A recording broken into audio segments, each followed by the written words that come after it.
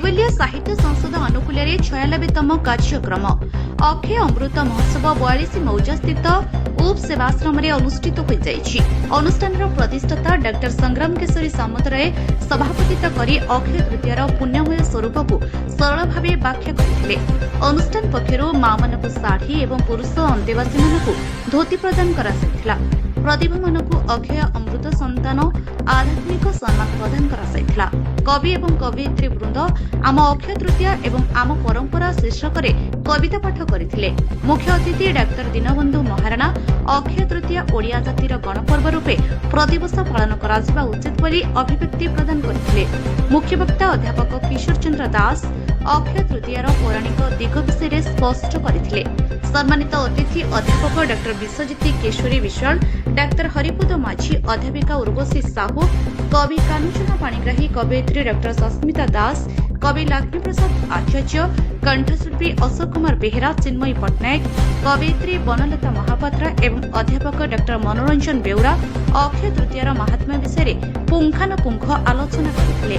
कवि शुभव्रत महापात्र मंच परिचालना करथिले। समाजसेवी संध्याराणी रथ धन्यवाद अर्पण करथिले। कटकरू अफसर अलीଙ୍କ रिपोर्ट, आवाज ओडिशा।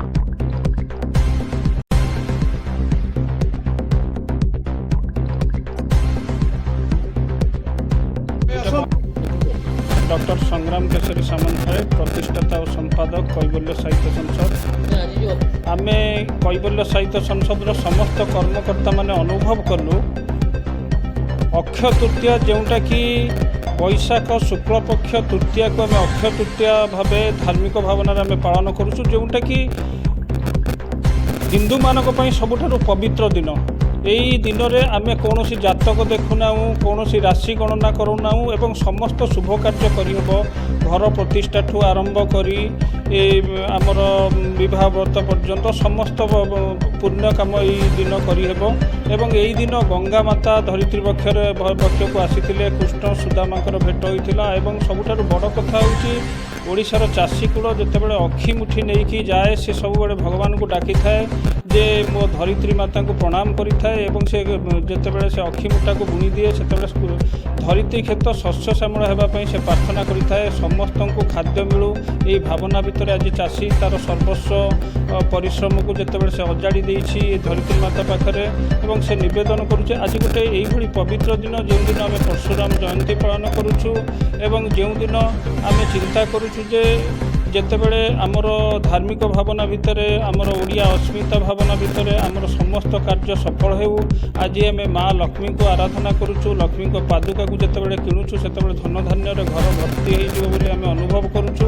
एवं बहुत पौराणिक किंवदंती रही यही दिन आम आज या उत्तर भारत में 19 तारिख में पालन करुँचा। रथकाठ अनुकूल कर 20 तारिख दिन कर गोटे द्वंद्व भितर अक्षय तृतीया को 2 दिन पालन किंतु आम कहवाक चाहूँ आज कैवल्य साहित्य संसद अक्षय अमृत महोत्सव पालन कला। आमर प्रत्येक कर्म अक्षय हो एवं आमर अमृतमय कार्य, अमृतमय दर्शन, अमृतमय चेतना समग्र समाज को आच्छादित हो। गोटे भावबंधन में आम समाज को बांधि रखा। आज आम वस्त्र दान कलु, आज कविता पाठ करागला एवं आज आलोचना चक्र करागला। गोटे विश्वसुख आज दिन में आम अनुभव कलु। आज जो अतिथि माने थिले सब विशिष्ट अतिथि माने थिले एवं समस्ते योगदान करथिले।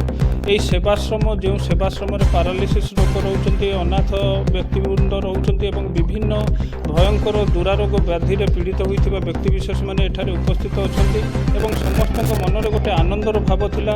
जेतेबेले आम अमृत संतान पुरस्कार प्रदान कलु समस्ते अनुभव कले जे यही दिन में आम अमृत संतान पुरस्कार पाइबा गोटे आम गर्व गौरवर विषय अच्छी। कैवल्य साहित्य संसद को समस्ते कृतज्ञता ज्ञापन कले। आम अनुभव कलु ग्रामांचल कार्यक्रम करूँ जो शताधिक लोक योगदान करते समस्ते आनंद विभोर हो एठारू जाइथिले। समस्ते तांको भावनार कथा को कही से अक्षय तृतीया पालन करुँच ग्रामांचल কিভাবে কৃষিভিত্তিক পর্ব ওড়িশার কৃষিভিত্তিক পর্ব এবং আমি নিবেদন করুছু এই অক্ষয় তৃতীয়াକୁ গণপর্ব হিসাবে ওড়িশাবাসী মানে পালন করন্তু যেমিতি রজ পর্ব পালন করুଛନ୍ତି দশহরাକୁ পালন করুଛନ୍ତି সেমিতি অক্ষয় তৃতীয়াକୁ সমস্ত গ্রামাঞ্চলଠୁ সহরাঞ্চল পর্যন্ত প্রত্যেক অধিবাসী সামিল হুঁতু এবং এই পবিত্রতাକୁ ସମସ୍ତେ ଅନୁଭବ କରନ୍ତୁ। এই পবিত্রতা ମଧ୍ୟରେ ଆମେ ଆମର ଯେଉଁ ଧନ ଲାଭ କରିପାରିବା ଶାନ୍ତି ଲାଭ କରିପାରିବା ଆମେ ପୁଣ୍ୟ ଲାଭ କରିପାରିବା ମୋକ୍ଷ ପାଇପାରିବା ଏଇ ଯେଉଁ ରହିଛି ଧାର୍ମିକ ଭାବନା ସମ୍ପୂର୍ଣ୍ଣ ପରିପାଳନ ହୋଇପାରିବ।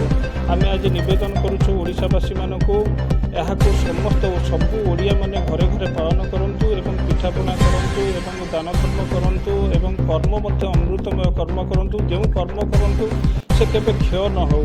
ଯେଉଁଭଳି ଭାବେ ପୁରାଣରେ ବର୍ଣ୍ଣନା କରାଯାଇଛି ଯେଉଁ ଅକ୍ଷୟ ପାତ୍ର ପ୍ରଦାନ କରିଥିଲେ ଭଗବାନ ଶ୍ରୀକୃଷ୍ଣ ଏବଂ ସେଥିରୁ ଅନ୍ନ କେବେ ସରିଲାନି ସେଇଭଳି ଆପଣଙ୍କ କର୍ମ ସେଇଭଳି ହେବା ଦରକାର। ସେ ସମାଜର ସବୁବେଳେ ମଙ୍ଗଳ ହେଉ ଏତିକି କହି ମୋର ବକ୍ତବ୍ୟ କାହ୍ନୁଚରଣ ପାଣିଗ୍ରାହୀ ମୁଁ ଓଡ଼ିଆ ଭାଷା ସାହିତ୍ୟ ସଂସ୍କୃତି ଅନୁଷ୍ଠାନ ନୀଳଚକ୍ରର ରାଜ୍ୟ କାର୍ଯ୍ୟକାରୀ ସଭାପତି। ମୁଁ ଏଇ କୈବଲ୍ୟ ସାହିତ୍ୟ ସଂସଦର ସହିତ ଦୀର୍ଘଦିନରୁ ଜଡ଼ିତ। ନିୟମିତ ମୁଁ କବିତା ବିଭିନ୍ନ ପ୍ରବନ୍ଧରେ ଲେଖିକି ପଠାଏ।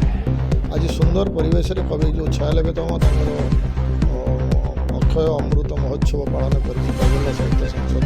ମୁଁ ନିଜକୁ ଗର୍ବ ଅନୁଭବ କରୁଛି ଆଜି ପରିବେଶରେ ମୁଁ ମଧ୍ୟ ଜଣେ ସମ୍ମାନିତ ଅତିଥି ଭାବରେ ଯୋଗ ଦେଇଥିଲି ଏବଂ ଆଜିର ଏ ପରିସର ସୁନ୍ଦର ଆହ୍ୱାନ ଦେଇଛି କୈବଲ୍ୟ ସାହିତ୍ୟ ସଂସଦ ଏ ପବିତ୍ର ଅକ୍ଷୟ ତୃତୀୟାକୁ ଏକ ଗଣପର୍ବ ଭାବରେ ପାଳନ କରନ୍ତୁ। ଆମେ ଯେମିତି ରଜ ପାଳନ କରୁଛନ୍ତି କିମ୍ବା ନୂଆଖାଇ ପଶ୍ଚିମାଞ୍ଚଳରେ ପାଳନ କରୁଛନ୍ତି ସେହିପରି ଅକ୍ଷୟ ତୃତୀୟା କାରଣ ଏଇଟା କୃଷି ପ୍ରଧାନ ଦେଶ ଆମର ସଂସ୍କୃତି କୃଷି ଭିତ୍ତିକ ଜଗନ୍ନାଥ ସଂସ୍କୃତି କୃଷି ସହିତ ସଂସ୍କୃତ ତେଣୁ ଆମେ ସୁନ୍ଦର ଗୋଟେ ଆହ୍ୱାନ ଦିଆଯାଇଛି ଏକୁ ଗଣପର୍ବ ଭାବରେ ପାଳନ କରନ୍ତୁ। ଏହି ଦିନର ଯେଉଁ ପବିତ୍ରତା ରହିଛି ଯେଉଁ ଦିବ୍ୟତା ରହିଛି ଯେଉଁ ମହତ୍ତ୍ୱ ରହିଛି ତାକୁ ପ୍ରତ୍ୟେକ ପିଲାଠାରୁ ସବୁ ବୁଢ଼ା ପର୍ଯ୍ୟନ୍ତ ସମସ୍ତେ ଅନୁଭବ କରନ୍ତୁ ଏବଂ ଏହି ପବିତ୍ରତାର ବାର୍ତ୍ତା ସବୁ ସ୍ତରରେ ପହଞ୍ଚୁ ଏବଂ ଚାଷୀ ହେଉଛି ଯେ ସମାଜର ମେରୁଦଣ୍ଡ। ସେଥିପାଇଁ କୁହାଯାଏ ଚାଷ ଅଛି ଯାହାର କି ଆନନ୍ଦ ତାହାର ଚାଷୀ ଭାଇ ଯୋଗାଉଛି ଦୁନିଆକୁ ଆହାର। ତେଣୁ ଚାଷ ଯିଏ ଆମକୁ ଆହାର ଯୋଗାଉଛି ଯେଉଁ ଚାଷୀ ସେ ଚାଷୀ କୂଳର ଉନ୍ନତି କାମନା କରିବା ତାଙ୍କର ସମୃଦ୍ଧି କାମନା କରିବା ଏବଂ ତାଙ୍କର ଏଇ ଶୁଭ ମୁହୂର୍ତ୍ତରେ ଆଜି ଯେତେବେଳେ ଅକ୍ଷିମୁଠି ସେମାନେ ଭାବୁଛନ୍ତି ଏ ଶୁଭ ମୁହୂର୍ତ୍ତରେ ଆମେ ସମସ୍ତେ ସାମିଲ ହେବା ଏବଂ ପ୍ରାର୍ଥନା କରିବା ମା ଲକ୍ଷ୍ମୀଙ୍କ ପାଖରେ ତାର ଚାଷର କିଛି ବାଧାବିଘ୍ନ ନ ଆସୁ।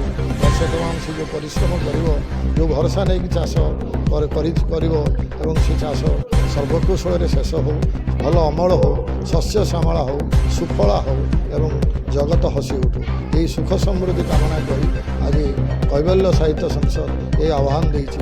ସାହିତ୍ୟ ସହିତ ସଂସ୍କୃତି ଯୋଡ଼ିଛି ଏବଂ ସଂସ୍କୃତି ସହିତ ଆଜି ଚାଷୀର ଜୀବନକୁ ଯୋଡ଼ି ଦିଆହେଇଛି ଆଜିର ଏହି ପବିତ୍ର ତିଥିରେ। ଧନ୍ୟବାଦ। ଦାସ ମକା ମହାବିଦ୍ୟାଳୟର ବାଣିଜ୍ୟ ଅଧ୍ୟାପକ ତଥା ଆମର କୈବଲ୍ୟ ସାହିତ୍ୟ ସଂସଦର ବରିଷ୍ଠ ଉପଦେଷ୍ଟା। ଆଜି ଆମର କୈବଲ୍ୟ ସାହିତ୍ୟ ସଂସଦ ତରଫରୁ ଅକ୍ଷୟ ଅମୃତ ମହୋତ୍ସବ 96ତମ କାର୍ଯ୍ୟକ୍ରମ ଏ କଟକ 42 ମୌଜା ଝିକିଡ଼ିଆ ଉପ ସେବାଶ୍ରମ ଫାଉଣ୍ଡେସନ ଏକ ବୃଦ୍ଧାଶ୍ରମ ଅନାଥ ଆଶ୍ରମକୁ ମିଳିତ ଭାବରେ ଆନୁକୂଲ୍ୟରେ ଆମେ ଏଠାରେ ଆଜି ପାଳନ କରୁଛୁ। ଏହାର ଉଦ୍ଦେଶ୍ୟ ମୁଖ୍ୟ ରହିଛି ଯେ ଆଜି ହେଉଛି ଓଡ଼ିଶାର ଗୋଟେ ଗଣପର୍ବ ଅକ୍ଷୟ ତୃତୀୟା। ଅକ୍ଷୟ ତୃତୀୟାରେ ସାଧାରଣତଃ ଓଡ଼ିଆ ପୁଅ ଏଇଟା ହେଉଛି ଚାଷୀ ପ୍ରଧାନ ଦେଶ। ଚାଷୀ ତାର ପ୍ରଥମ ଧାନଟିକୁ ଟୋକେଇରେ ପୂରେଇକି ବିଲକୁ ଯିବ ଏବଂ ସେ ତାର ବିଲ ମୁଣ୍ଡରେ ମାଆଙ୍କୁ ପୂଜା କରି ସେ ଧାନ ମୁଠାକୁ ପୋତି ଦେଇକି ଆସିବ ଏବଂ କହିବ ମା ତୁମେ ମୋର ସାହା ହେବ ଏ ବର୍ଷ ମୋତେ ଭଲ ଫସଲ ଦେବ ଯେଉଁ ଫସଲରେ ଏ ପରିବାର ହସି ଉଠିବ ସଂସାର ହସି ଉଠିବ। ସେଭଳି ଏକ ପବିତ୍ର ଉତ୍ସବ ଏ ଦିନଟି ଆଜି ନୁହେଁ ସତ୍ୟ ଯୁଗରୁ ପାଳନ କରିକି ଆସୁଛୁ। କାରଣ ଆଜି ଦିନରେ ତ୍ରେତୟା ଯୁଗ ଆରମ୍ଭ ହୋଇଥିଲା ଆଜି ଯୁଗରେ ପରଶୁରାମଙ୍କ ଜନ୍ମ ହୋଇଥିଲା ଆଜି ଯୁଗରେ ଆପଣଙ୍କର ଲକ୍ଷ୍ୟ କରିବା ମା ଲକ୍ଷ୍ମୀଙ୍କର ଜନ୍ମ ହୋଇଥିଲା ଆଜି ହିଁ କୃଷ୍ଣ ସୁଦାମାଙ୍କର ପବିତ୍ର ମିଳନ ଘଟଣା ଘଟିଥିଲା। ଆଜି ସବୁ ପ୍ରକାର ଭଗବାନଙ୍କ ସୂର୍ଯ୍ୟ ଦେବତା ଅକ୍ଷୟ ପାତ୍ର ପ୍ରଦାନ କରିଥିଲେ ଯାହାଫଳରେ ସେତେବେଳେ ଦ୍ରୌପଦୀ କୃଷ୍ଣଙ୍କ ମାଧ୍ୟମରେ ଋଷିମାନଙ୍କ ସେବା କରିପାରିଥିଲେ। ତେଣୁ ସତ୍ୟ ତ୍ରେତା ଦ୍ୱାପର କଳିଯୁଗରେ ବର୍ତ୍ତମାନ ଆଜି ପୁରୀ ଶ୍ରୀକ୍ଷେତ୍ରରେ ଜଗନ୍ନାଥ ନୀଳାଦ୍ରି ବିହାରୀ ନୀଳକଣ୍ଠବାସୀ ଚକାକଳା ବଳିଆର ପୂଜାଙ୍କ ନିକଟରେ ଆଜି ରଥକାଠ ଅନୁକୂଳ ହେଉଛି। 4 ଖଣ୍ଡ କାଠ ଆଜି ଆସିଛି ପୁରୀକୁ ଜଗନ୍ନାଥ ନିକଟରେ ଆଜ୍ଞାମାଳ ଆସିବ। ଆଜି ଠାକୁରଙ୍କର ପହଣ୍ଡି ବିଜେ ଭଳି ଆଜି ତାଙ୍କର ରଥକାଠ ପୂଜା ଆରମ୍ଭ ହେବ ଏବଂ ଏହାକୁ ନେଇକି ଦୀର୍ଘ 42 ଦିନ କାଳ ବର୍ତ୍ତମାନ ଠାକୁରଙ୍କର ଆଜିଠୁ ଚନ୍ଦନ ଯାତ୍ରା ଆରମ୍ଭ ହେଉଛି। ଠାକୁରଙ୍କ ଦେହରେ ଚନ୍ଦନ ଲାଗି ହେବ, କାରଣ ଗ୍ରୀଷ୍ମ ଅବକାଶ, ଗୋଟେ ପଟରେ ବୈଶାଖ ଯାଉଛି, ଗୋଟେ ପଟରେ ବର୍ଷା ଆସିବା ପାଇଁ ଆଗମନ ହେଉଛି, ଚାଷୀ ତାର ଚିନ୍ତାକୁ ଚାଲି ଯାଉଛି। ତେଣୁ ଇଏ ଗୋଟେ କୃଷି ଭିତ୍ତିକ ଗଣପର୍ବ। ଏହା ସହିତ ସଂସ୍କୃତି ଯୋଡ଼ା ହେଇଛି, ଆଧ୍ୟାତ୍ମିକ ଯୋଡ଼ା ହେଇଛି। ତା ସହିତ ଆମେ ସମସ୍ତେ କିଭଳି ସୁଖରେ ରହିବେ, ଶାନ୍ତିରେ ରହିବେ, ସମସ୍ତଙ୍କ ଜୀବନ ଅକ୍ଷୟ ହେଉ, ସମସ୍ତେ ପୁଣ୍ୟ ହେଉ, ସମସ୍ତେ କିଭଳି ଭଲ ରହିବେ, ଆମେ ଜଗନ୍ନାଥଙ୍କ ନିକଟରେ ସମୟ ପ୍ରାର୍ଥନା କରୁଛୁ।